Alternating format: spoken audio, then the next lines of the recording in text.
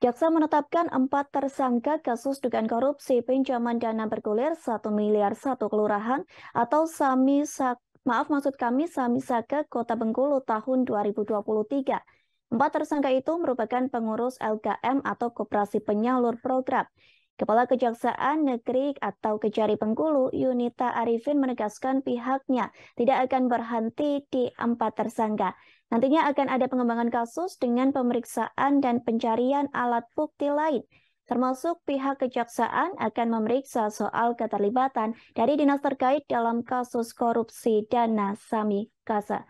Informasi selengkapnya akan disampaikan rekan Romi, reporter Tribun Bengkulu. Silakan laporannya.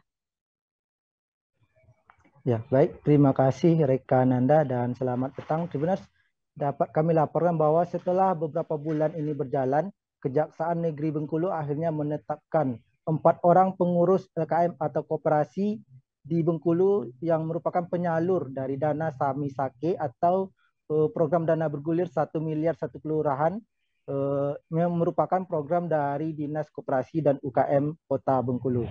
Program ini sendiri sebenarnya dimulai pada tahun 2013 hingga tahun 2019 dengan pagu anggaran sekitar 19 miliar rupiah.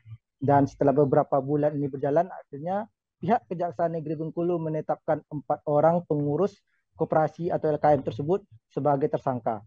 4 orang tersebut berinisial ZP, AM, RH, dan juga JL. Namun sejauh ini Tribuners, pihak kejaksaan masih belum menahan 4 tersangka ini dengan alasan masih memeriksa atau masih melakukan pemeriksaan untuk mencari bukti tambahan dari kasus ini.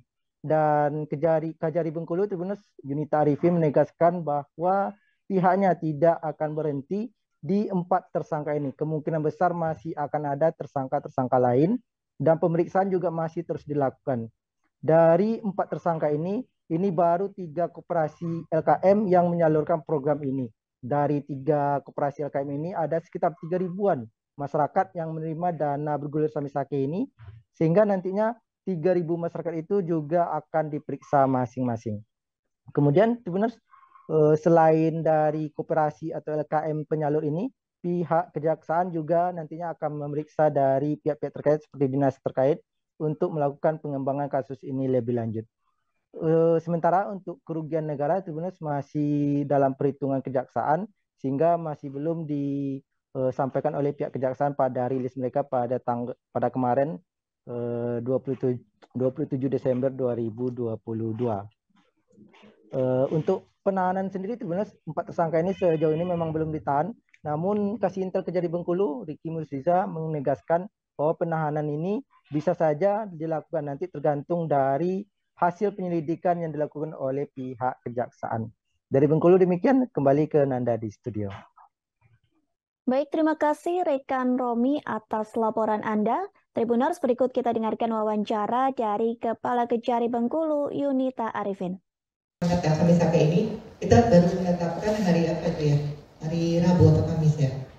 Hari Kamis kali ya.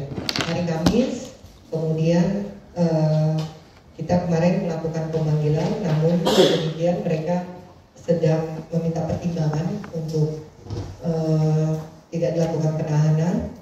Jadi kita sedang mempelajari alasan-alasan mereka, kemudian juga pemeriksaan yang mungkin belum selesai. Kita sedang juga menambah saksi-saksi. Nanti kemudian kita lihat ke depan apakah kemudian kita melakukan penahanan atau tidak, karena kita sedang mengejar saksi-saksi. Ada kendala di dalam penyidikan Sami Sake ini karena kita harus meriksa seluruh penerima dari 4 koperasi ini, itu seluruhnya harus kita terima, harus kita periksa.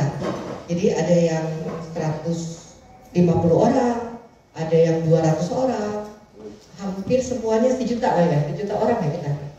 Ya, 1 juta. Terima kasih sudah nonton. Jangan lupa like, subscribe, dan share ya.